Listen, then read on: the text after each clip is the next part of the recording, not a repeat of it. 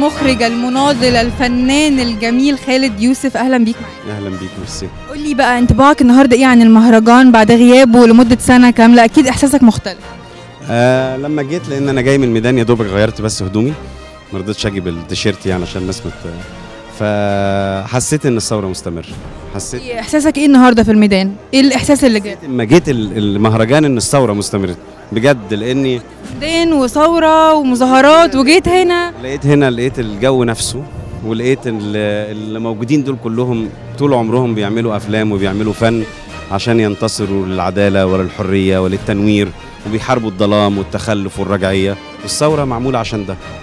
شايف الدنيا رايحه لفين؟ نظر خالد يوسف. الشعب المصري سينتصر وسيحقق اهداف ثورته بلا ادنى شك.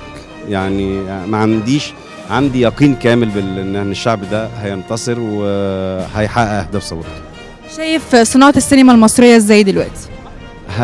باذن الله ستزدهر، وازدهار كبير جدا، بس بعد ما الشعب ينتصر في ثورته.